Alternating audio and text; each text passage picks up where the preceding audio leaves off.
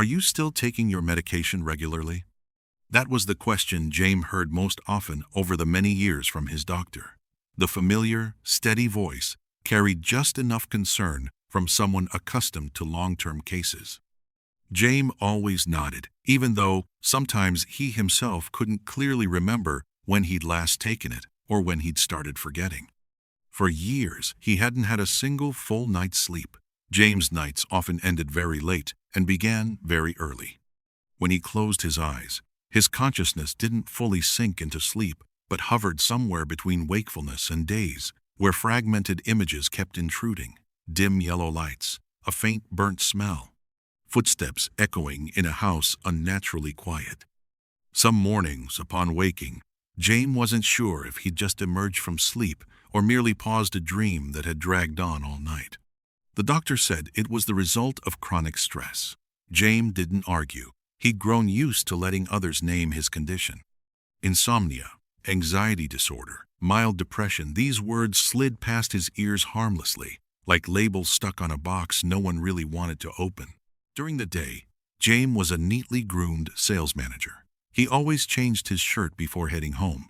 His car trunk always held a can of deodorant spray. He did everything carefully, precisely, as if a single small misstep could lead to irreparable consequences. People around him thought he was obsessed with cleanliness. Only Jame knew it wasn't a habit, but a compulsion every time he came home. Anna, his wife, was his first love, lasting 9 years from school days to the day they walked hand in hand into marriage. Those 9 years were long enough for people to believe they fully understood each other, long enough to trust there were no more secrets or doubts. Jame once thought that after all that time, he and Anna shared near absolute trust. But everything began to change after Anna gave birth. At first, it was just scattered complaints. Anna said she smelled strange scents on him. Sometimes perfume that wasn't his, sometimes a burnt smell like something half-scorched, other times a damp, faintly rotten odor from who knows where. Jame just laughed it off back then, thinking Anna was overly sensitive, that postpartum she'd become excessively anxious, that the smells were just her imagination. He didn't take it seriously.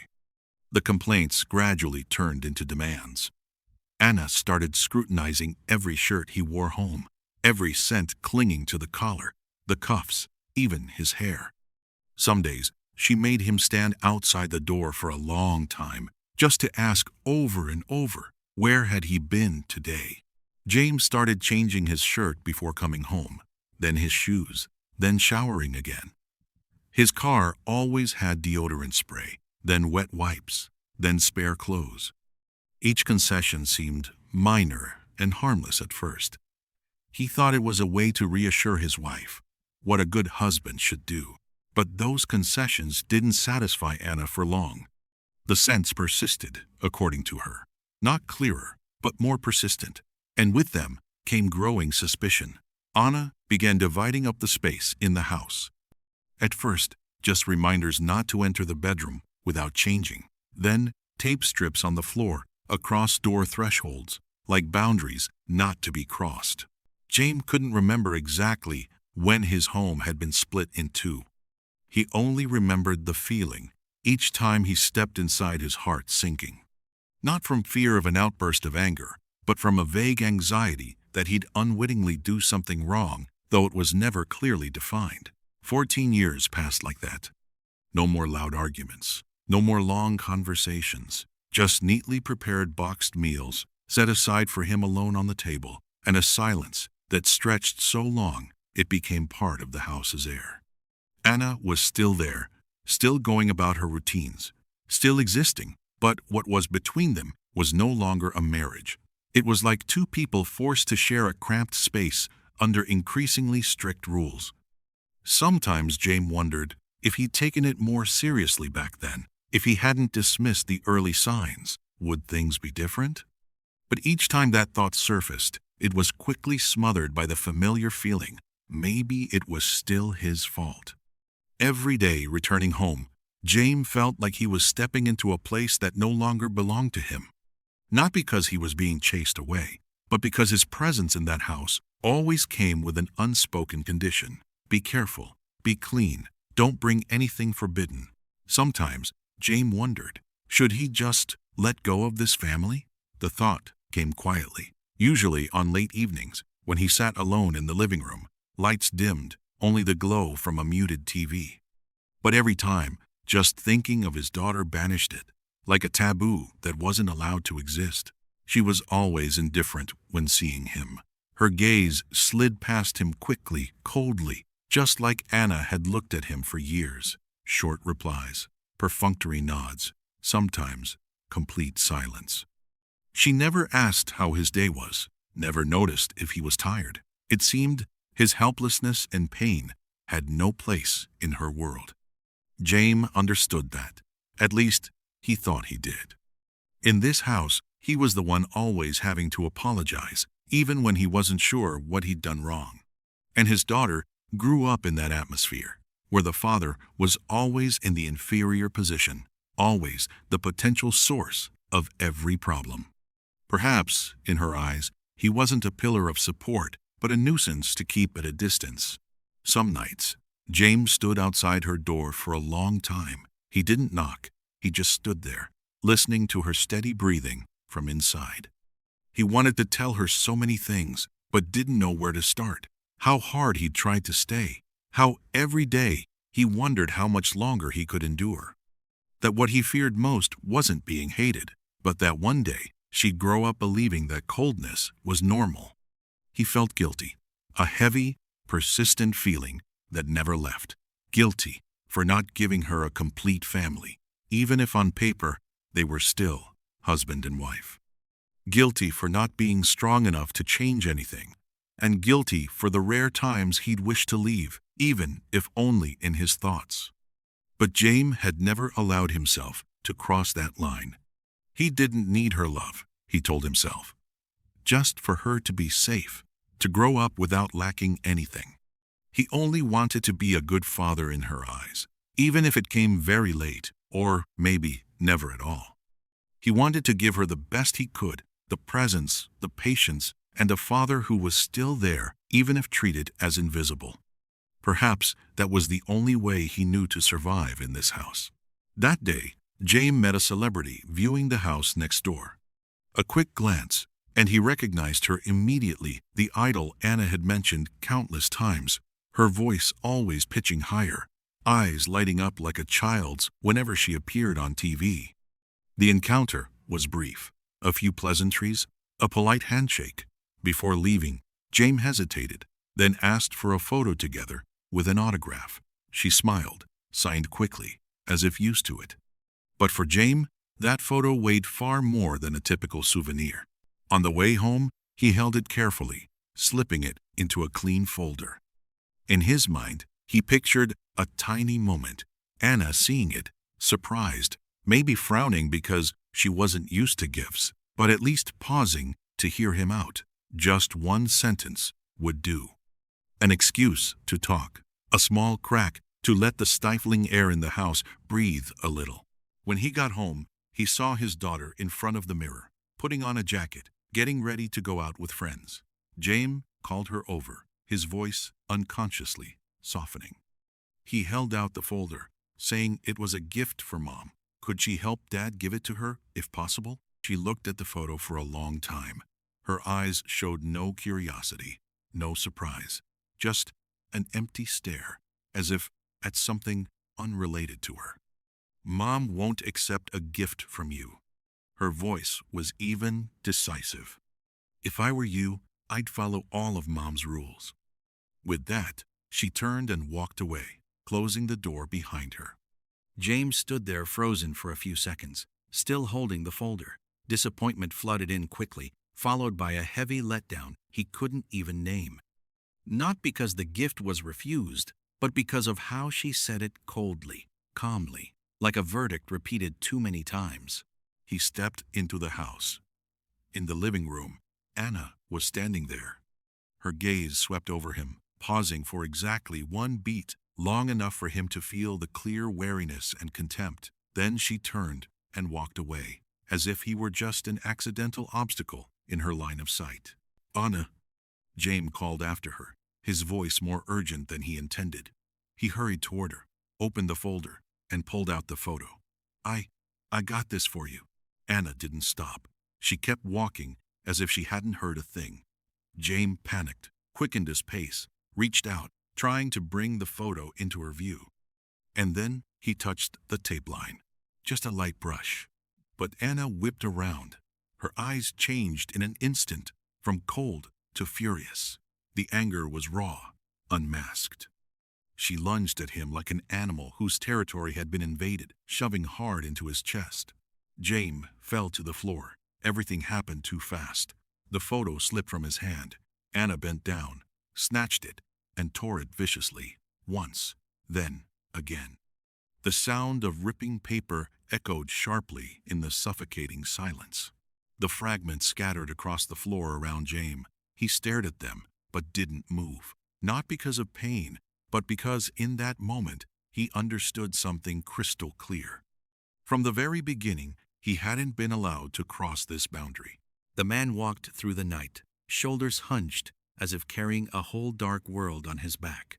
The yellowish streetlights cast shadows on his gaunt face, revealing tired, lifeless eyes. Jame passed the small park by the river, the place where he and Anna once dated. Back then, a wooden bench and 2 cans of soda were enough to keep them sitting for hours.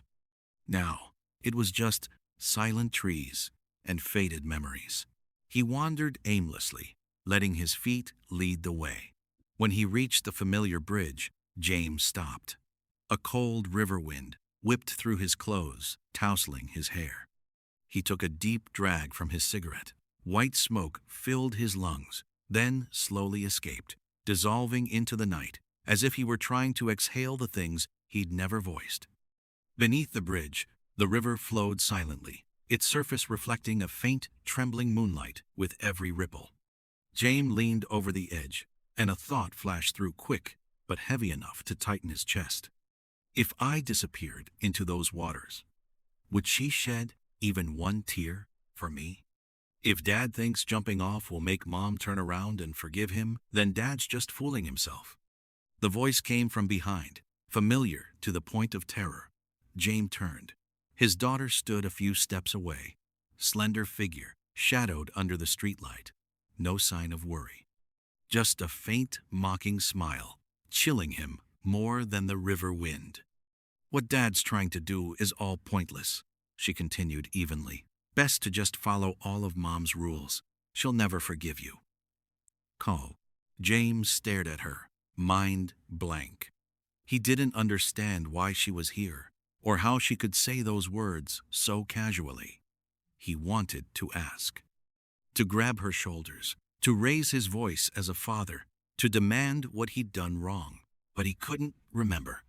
He knew only one thing. He had to hold on to this family, at any cost. She let out a dry, hollow laugh that echoed strangely in the night. What Dad's suffering, she said, is what he deserves. Then she turned and walked away, calm, as if she'd just finished an irrelevant story. Her figure shrank into the darkness, leaving Jame alone on the bridge, a vague emptiness clinging to his mind. Jame thought he should be angry, should yell, should cling to the last shreds of fatherly authority to demand an explanation. But deep down, he believed that contempt was what he deserved. As if a verdict had been passed long ago, and he was just living out the rest. He tossed the cigarette to the ground, grinding out the glowing ember with his shoe. Then he turned his back on the bridge and walked away without looking back. Jame headed to his usual bar, the place he went whenever work pressure became unbearable. Dim space, thick with the smell of alcohol and smoke. Pulsing music blasted into his ears, chaotic and relentless, as if designed to drown out every lingering thought. One drink after another lined up on the bar. The buzz crept in slowly but surely, blurring his senses. In that moment, his family troubles receded to the background, pushed to the edges of consciousness. Jame leaned back in his chair, closed his eyes. When he opened them, a familiar figure stood before him, piercing his heart. Anna. She sat very close, close enough for him to feel her breath. Her soft hands cupped his face, stroking slowly, tenderly, like in the early days of their love. Her familiar scent, the one he'd craved during sleepless nights, enveloped him. Her lips met his, light but deep, as if pulling him back to the unbroken days. Jame didn't resist. He let himself sink into it, letting the long-buried longing surge. This was the dream he'd had so often, and Anna. Without tape lines, without hostile glares, without cold rules, just closeness, warmth, and a love that had once been so real. Jame woke from the drunken haze with a pounding headache like a hammer blow. His temples throbbed, throat parched, mouth bitter with alcohol. He lay still for a long time, staring at the ceiling, trying to piece together the fragmented memories of the night. He didn't remember leaving the bar, or how he'd gotten home.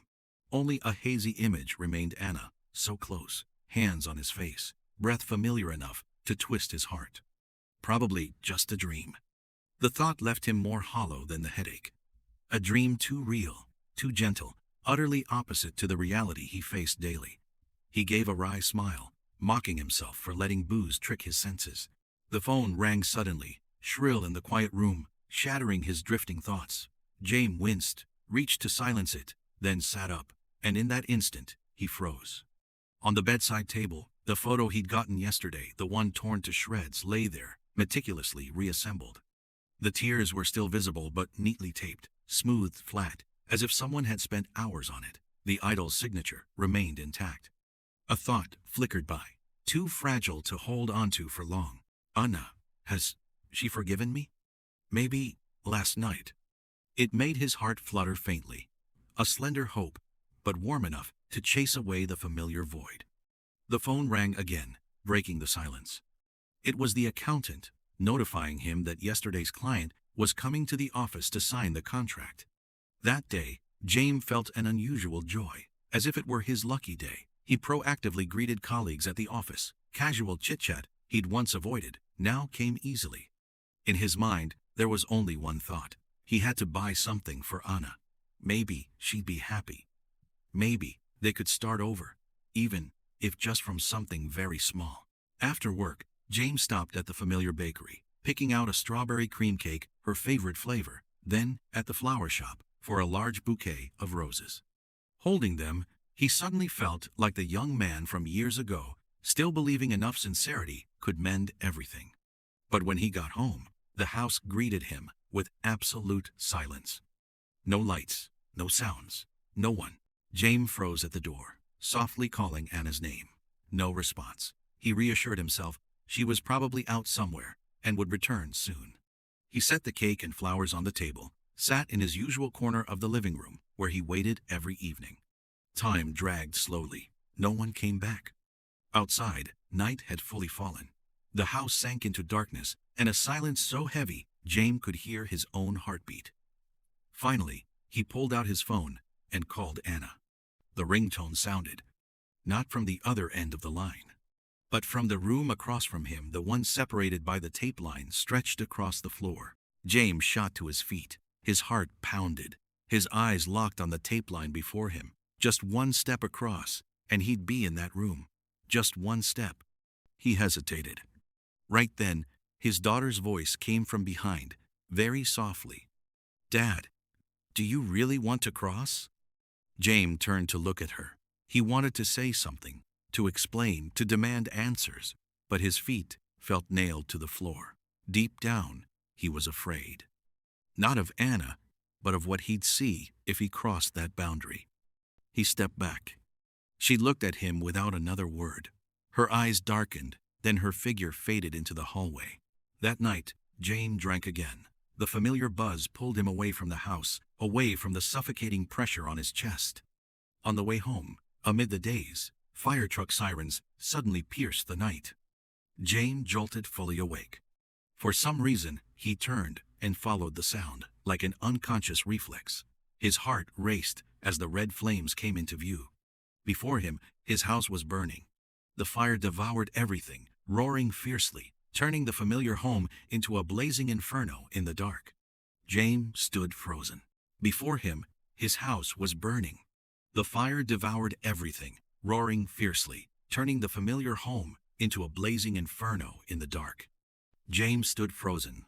Amid the chaotic shouts and acrid smoke, he heard a cry for help. "Dad!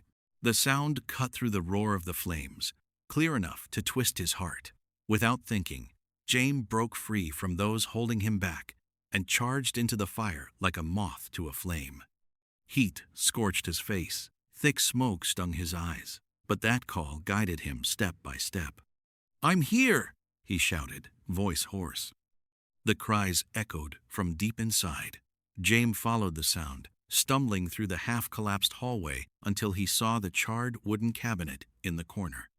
Inside, a little girl, about 5 years old, huddled, eyes wide with terror, face smudged with soot.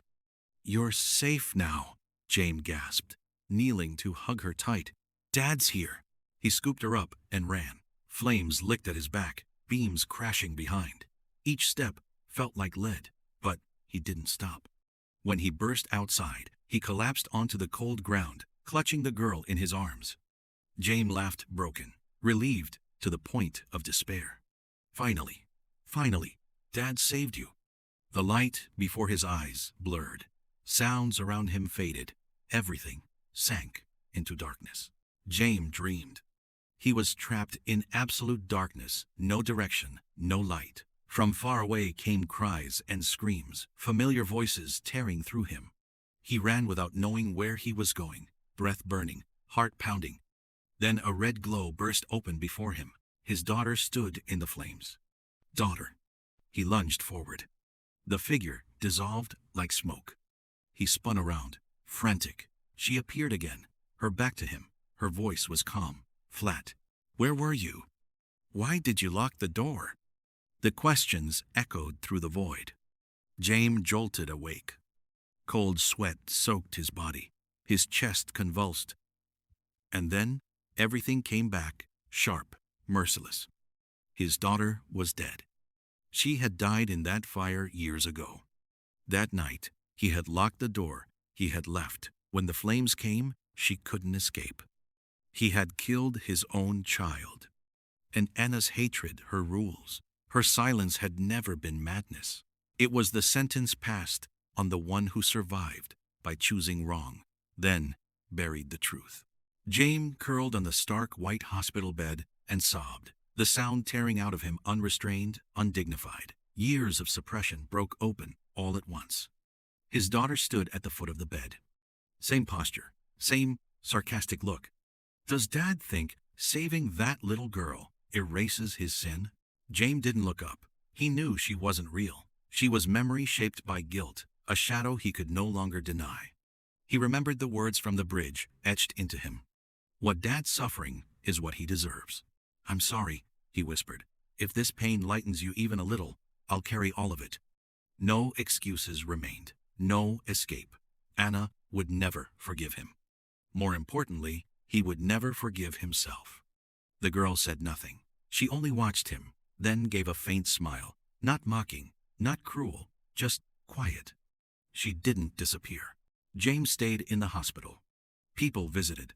The rescued girl's family held his hand, crying with gratitude. Colleagues brought flowers. Reporters spoke of his heroism, how he ran into the fire without hesitation. Jame heard none of it. Only one person never came. Anna. Perhaps she couldn't forgive him. Or perhaps she had already chosen to leave to live without being dragged back by the past and his name. Jame didn't ask.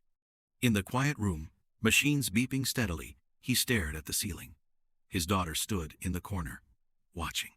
For the first time, he didn't try to chase her away. On the day he was discharged, she followed him home. At the door, Jame hesitated, hand resting on the knob. A fragile hope rose pathetic and desperate that Anna would be inside. She could scream, hit him, despise him. It didn't matter. Just as long as she was there. The door opened to emptiness. No footsteps, no scent, no trace of her. Anna was gone. Not temporarily, completely. James stood in the living room, hollow. His daughter leaned against the wall, observing with quiet indifference. He said nothing. He rolled up his sleeves and began to clean. One by one, he tore the tape from the floors, the doors, the walls. Each strip peeled away with a sting, as if ripping from his skin.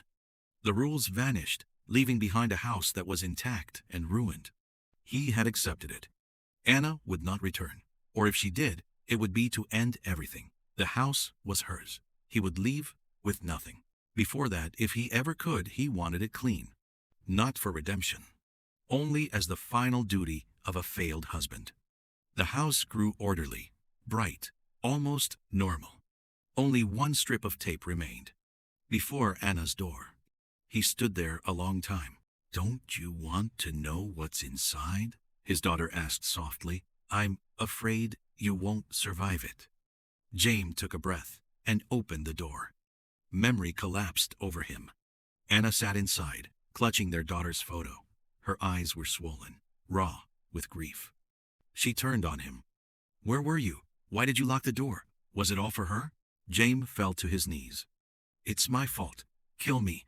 I don't deserve to be human." Her eyes burned with hatred. "Get out. Stay away from me. I despise people like you." She shoved him out and slammed the door. That night, Jame didn't go home. He sat in the nearby park until dawn, back pressed to a cold bench, cigarette after cigarette shaking in his hands. When morning came, he returned with breakfast. He called Anna's name. No answer. He told himself she was sleeping. He opened the bedroom door a crack. Anna lay motionless. Empty pill bottles littered the floor. The world fell silent. Only then did reality return, cruel and complete. His daughter had died years ago. Anna had followed long before. Everything had been his doing. Jame laughed a broken, final sound. For years, he had staged a play for himself. Tape, rules, conversations with the dead, anything to avoid the truth. In the days that followed, people still saw Jame go to work. He greeted colleagues, finished tasks, lived as if nothing had been revealed. And in that house, tape lines quietly reappeared on the floors, dividing the space once more, as if the story had never ended, only begun again.